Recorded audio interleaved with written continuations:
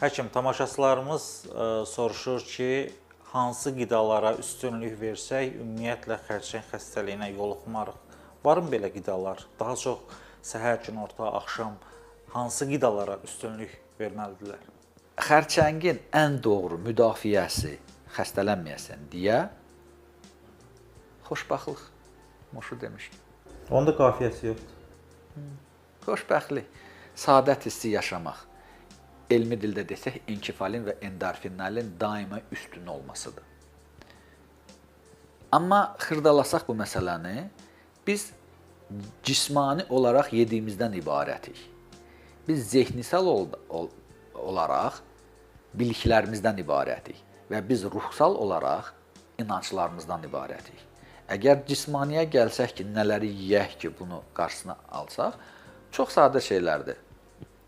Limon, ərik ya acı badam tumu, sarımsaq, zəncəfil, sarıkök.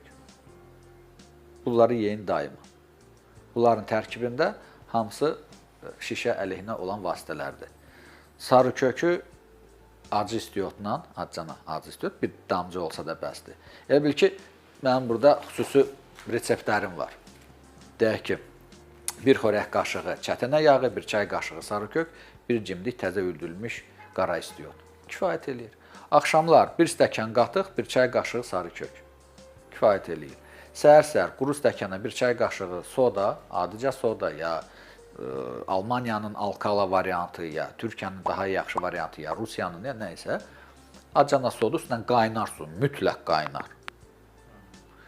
Soda sönəndən sonra əlavə eləmək olar ya doşab, ya bal, ya nəsə belə bir şeylər, başqa bir şeylərdir. Biyan kökü ağcar xəstəlikləri üzrə çox yaxşıdır, yəni başqa şeylərdə. Yəni sodanı tək də içmək olar, nəyinəsə qatqı ilə eləmək olar, amma əsas qaynar su ilə.